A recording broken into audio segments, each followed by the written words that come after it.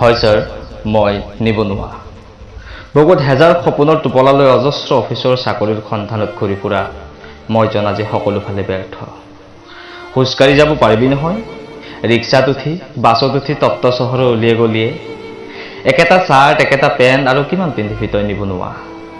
তোৰ কামিজৰ জেপ ফটা ধুতিৰ সূচনাত তোক লৈ যাম। চাকৰিৰ বৰ ভয়, কোনে কাৰ পৰা কেনেকৈ কাঢ়ি লয় তই ক'ত গম পাবি? কিনিবলগীয়া কিতাপবোৰ গোটেই কিনিবি, ঘৰত গালি, ব্যৰ্থতাত মই নিবনুৱা। আজি অজস্ৰ ৱেবছাইটত অজস্ৰ এপ্লাই, মাথো যোগ্যতা লাগে। তই নিবনুৱা, টেবুলত তলেৰে কলাধন দিব পাৰিবি জানো?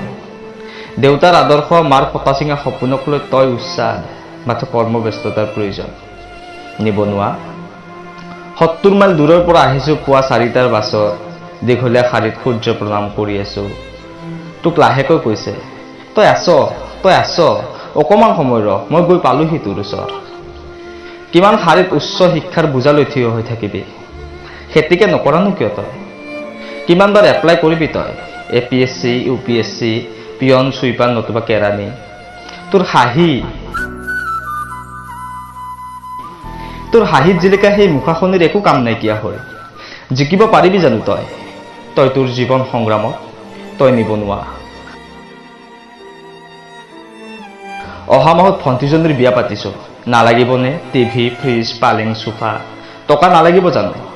ছাৰ, তাকে লৈ বিনম্ৰ অনুৰোধ, লুকা-ভাকু, চোৰ পুলিচ খেলাৰ বয়স যিহেতু নাই, চাকৰি এটাৰ বৰ প্ৰয়োজন। ইতি মই নিবনুৱা।